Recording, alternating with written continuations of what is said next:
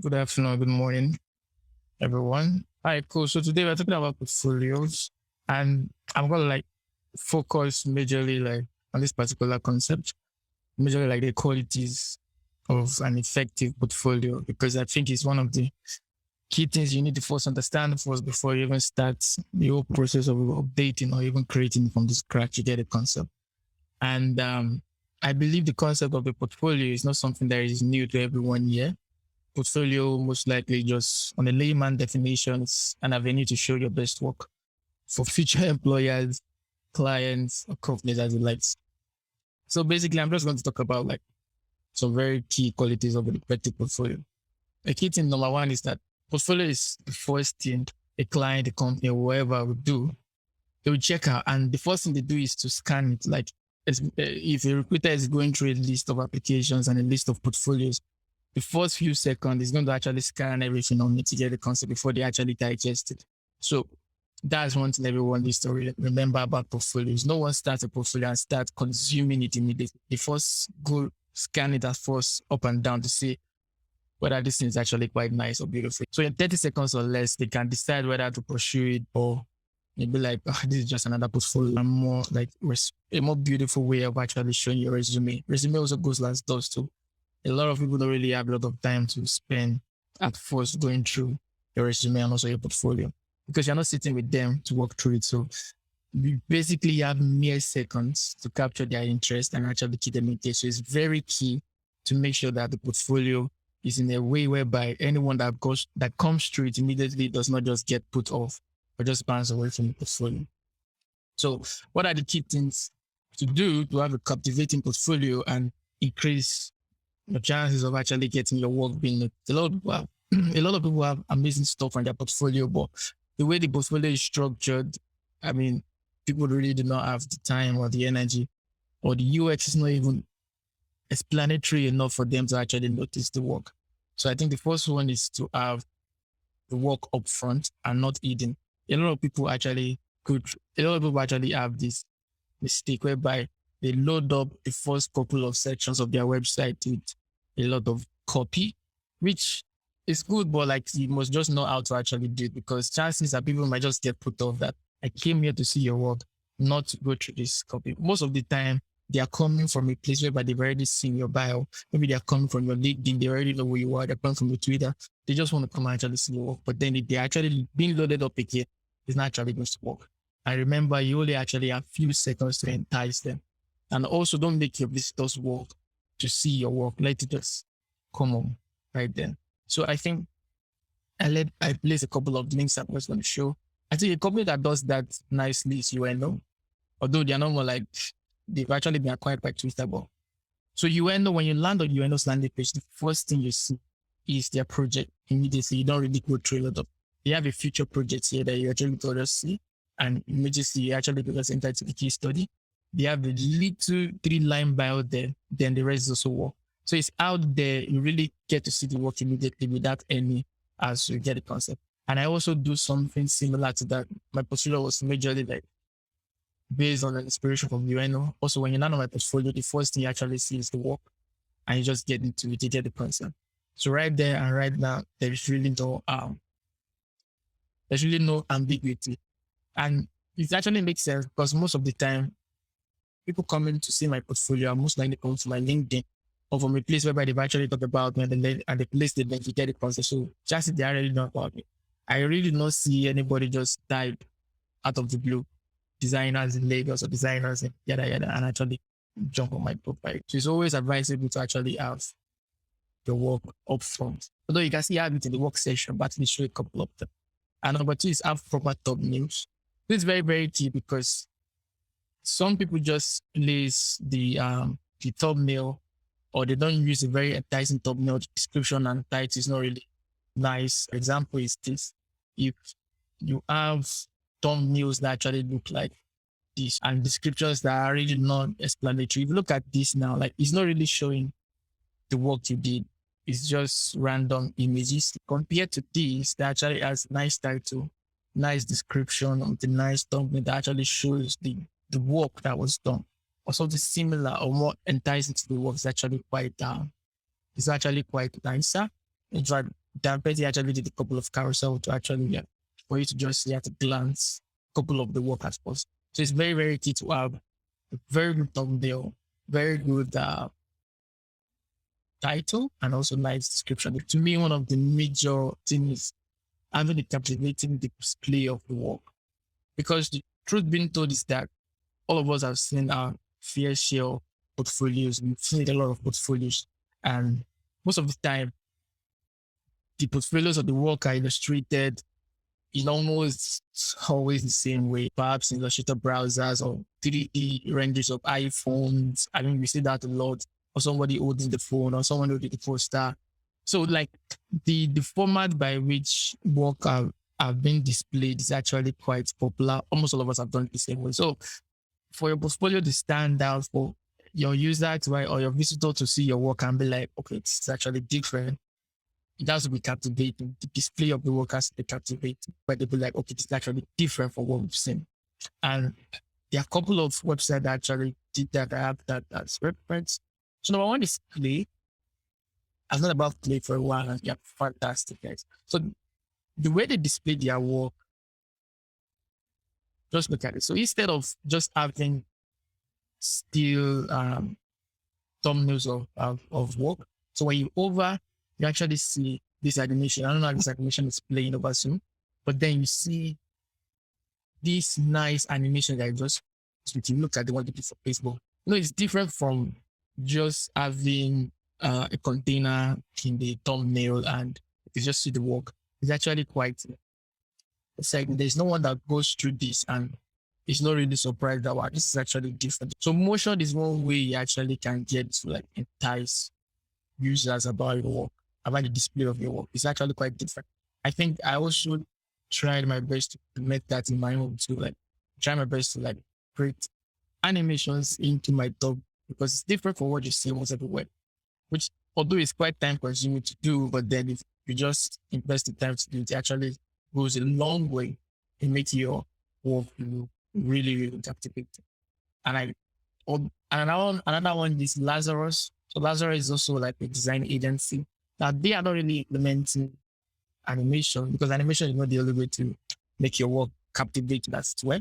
But one thing I like about them is that the bold images, the way they did, in fact, the color of the website, like the color personality they are using, and even the font and everything, it's different from what you see out there. It's just there's something about the design that just captivates you. You get the concept. Now you see what they did. They were actually going through like a missing grid. They immediately they switch to this large horizontal banner kind of like get the concept. And even the overall effect is quite nice. They went back to the grid and they did this again. So like having a nice something is nice, having the description attached is nice, but like the way you actually display them goes a long way. Another one is character. So a combination of animations, like this animation is one of the like easiest way to actually achieve this kind of stuff. But a lot of people will not have the time or the bandwidth placed into creating that. But then the way they actually did it here also was really nice with the animations and everything. And I always said, one day, these guys are actually very nice. When you post land with their website, you get this nice display of animations. And of course, then one of the things about them is that their over effect is quite sick. So when you see something like this, although you look at the concept, it's actually quite different. But then the borders between each of them is just so amazing. Get it? Because when you do this kind of effect on your portfolio, it makes you stand out. It makes your work stand out. There is no one that goes through this and immediately is put off by the work and see, oh, I've seen this before. I've seen multiple websites like this before. They get to spend more time on your work when you're actually doing that what everyone does. And one thing I like about this particular dude is that when over each project, there's a different color code that comes out.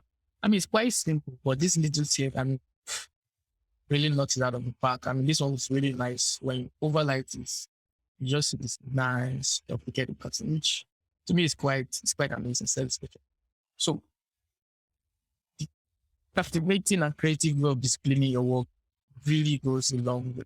We shouldn't just like have this normal grid and just place our thumbnails there. Although it goes without saying that even if you want to use that, use high quality and not pixelated images, but chances are like 20, 50 designers already do that already. But little things that actually could just make it stand out goes a long in achieving that. So where you make your users over your work. And another thing is process. Now there is a thin line. There's a thin line between this because it is good to show process, but too much process then actually makes it very. It actually does more than good. You get the concept. For example, I actually err on this. So I have a lot of copy on my website on my portfolio, which is necessarily not bad, but is necessarily not advisable. Like go through a lot of copy. Although it's showing the process, but it's quite tense. I think this is also quite short. That is another one that is quite long. Like it's a whole lot of copy and copy and copy and copy and copy and copy. Now all of this is all good and nice, but at first glance, users just want to see, or visitors just want to see how good you understand design process at first. It is when perhaps they now want to get, for example, if they're actually looking to get a job, when they want to do a portfolio review, that is perhaps when they actually could now, you can actually have, now this is very, because some interview process have a portfolio review section, maybe 75 minutes or 2 hours, I've never seen 2 hours, but maybe a 60 or 75 minutes whereby you talk about the project and you explain your process. And this works. But on your portfolio, you really do not need to go gun blazing like this. But a particular designer that has something that works is Johny Vino. First of all, I adore this guy. This guy is like one of the best interaction designers out there. He creates all my interaction design inspiration, or where I get my flavors interaction designs from this guy. So the guy is so good that he actually created a separate website whereby he has like playground for his interaction library.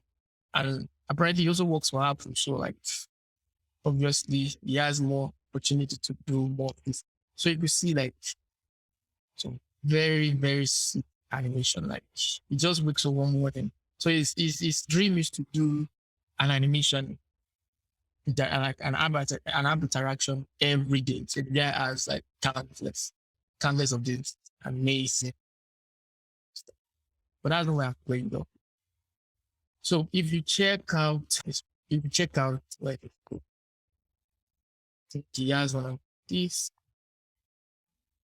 So if you check out the process for this particular project of his, it showed an amazing context behind this design. The problems we're trying to create, the solutions. You understand? It was not so much, but then it was actually done. Get the concept.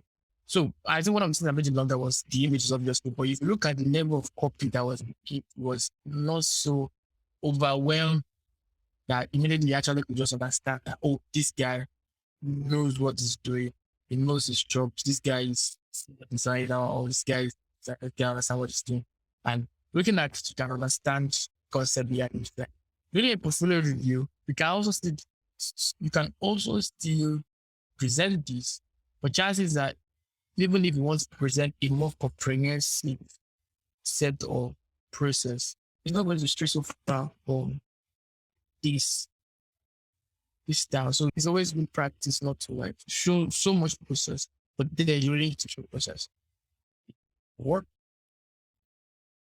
And another key thing I've noticed, your goal, now people have different goals for having a portfolio.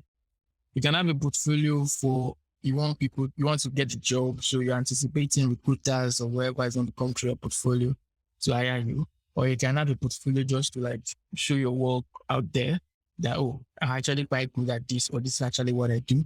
You might have a portfolio for a playground. But chances are most designers, if they're a freelancer or a contractor, you have a portfolio to get work.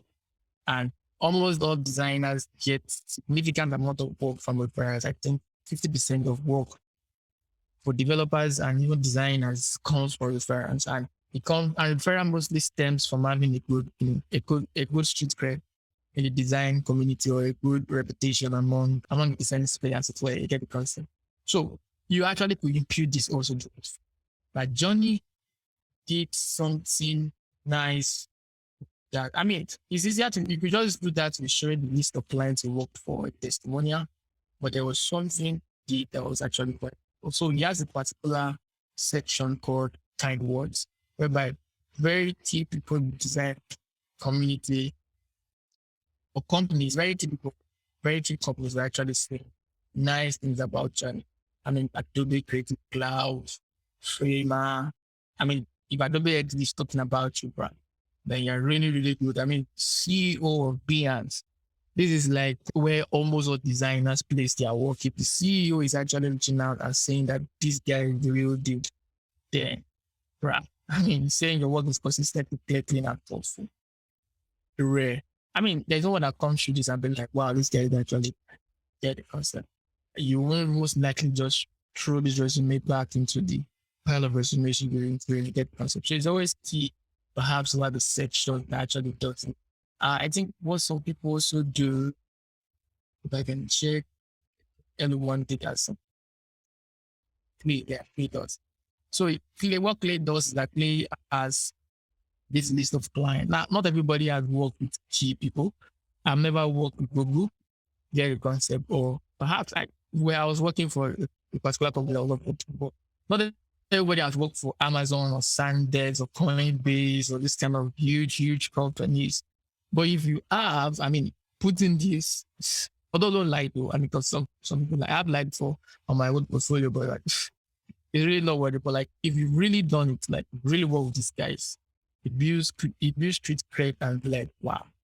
That's right. And these guys are very smart. The first thing they did was to show like I said, a upfront of their work, like a teaser of their work. So they have a show reel of what they've done, then very short bio, what they do, then trying to build repetition. And it's not so overwhelmed. Within seconds, you already done each of the section. Not that we have loads and loads and loads and loads of copies before you actually get to the work. And obviously, the work is also yet to meet you can actually get to work. And also, this particular book from Dan Betsy that I've gone through before that gives me an inspiration. Most of these points were in that book. The name of the book is That Portfolio Book. You could just Google Dan Betsy Portfolio Book. It's going to bring it out on Google. So, any question? This was great presentation. It takes so much time, so much energy to get your portfolio right, and then you gotta go through your past. You gotta go through your previous experiences. Yeah, I think one of the biggest, biggest pain of designers that most designers are either full time or contractors in the place whereby they are also almost all their time is taken everywhere. So you do not carve out the time to actually work on the portfolio. I think the biggest lie within ourselves is that, at the weekend I'm going to work on my portfolio. It's a lie because the weekend comes, you don't do anything. So having a portfolio alone that is really good to me is really, really impressive. Most of the portfolio references I made are from agencies. Most of these guys actually. So this is Vino, this is Clay, this is Lazarus, this is Character. It's not one person's work. So this is an agency that has everybody becomes a less deep. But having somebody, although there are few people that really dedicate time, but this guy now, but Johnny is so good. One of the really it was just so good. Yeah, it concept. So he necessarily has the time to do. And if I tell you, I've been building this portfolio since when I was in college. I have this HTML template because I actually read the HTML CSS. I've had it with me since university, years ago. It's just maybe until last year or maybe last year, I finally just I'm going to finish this stuff. So it takes a lot of effort. It's like having a part-time job working on your portfolio. And it's not gonna be done in a week. You gotta take you months. And you gotta refine and you gotta select again and change stuff. And it's a pain. But at the same time, I think that companies that care about craft and care about quality of work, they often understand this problem that we have. Usually best designers are really busy, and they're gonna focus on the quality of your work. So they're gonna go deep in your portfolio, and they're gonna see your work there. And even it doesn't have like the best, let's say the best wrapping, like they're gonna see your work, and if your work is good, you still have chances. So it's always better to have like a best portfolio ever. But they kind of understand that, right? Yeah. Right. It's very key. I think on LinkedIn, I saw a particular recruiter say that these days, top designers, not all, but a significant amount of top designers really do not have a very exciting portfolio because they are busy, because they're spending these 70 hours per week. They don't have time to be creating a portfolio like that. But it's always very good, even if you don't have an online site, at least have perhaps a Notion or a Google Drive presentation of 2 or 3 key projects with a lot of like significant process that in case you really need to like, okay, I need to show you what I've done and stuff. Yeah, okay, I can actually show you this. But then all of these techniques is if you have time and you really want to invest in it, then it's actually quite good. And I think one thing is that if you're somebody, because Johny is actually someone that is quite popular, a lot of people always want to check his portfolio. That's why I think he actually did a lot of work. Like, I think he even has a Skillshare class. He actually has Skillshare whereby he talks about his work. So for people who are very popular, like say on Twitter, or you are very popular in design community, perhaps like Pablo Stanley, but I don't think Pablo Stanley has a portfolio. You should, but if you're very popular, whereby chances you are actually going to go and check your stuff, it's good practice to actually have a good stuff, because chances are if you're always on Twitter giving hot takes, giving stuff, people will be like, okay, good, let us see what you've done. Because I do it a lot. I see a lot of people gatekeep. I see a lot of people do hot takes. I'll be like, okay, bro, let me see your work. Let me see where you're coming from to have this, this level of, insights. Despite all your insights, I'm seeing something that I'm obviously not going to judge your work, but then, I mean, bro, it goes a long way. So it's that's by the way. I just feel like it's good to have an exciting one, but if you really do not have time, you can just do something quite lightweight that actually still stands as quality. Another thing I want to talk about is engineers, like developers, personally. I forgot to actually make examples of that. I know we have a couple of engineers here, but I've seen a lot of engineers, their portfolios per se, I know it's not really like heavy on design, as it were, but then I've seen a couple that are actually quite amazing. I saw one recently, I didn't just get the concept, whereby it's really, really good. UI is good, but there are a lot that also like, it's just someone like, I don't think towards the developers, but then you see some developers portfolio be like, come on, what's going on? Get the concept. So I also feel developers also like, have more like invest more in actually. I know definitely that's not the key thing that is being evaluated in looking for developers to get the concept. Of course, there are a myriad of things, and I don't even know half of them get the concept. But it's always also good for devs to actually have like a nice online site that is not so heavy on the design for, but then it's still cleaner, and actually like anybody that comes around can actually understand what you're doing. Yeah. I would like just to add, I really like your presentation. I think it's amazing. And this guy, Johny Vino, like every day application for 2 years, like, dude, what? Nice work. Yeah.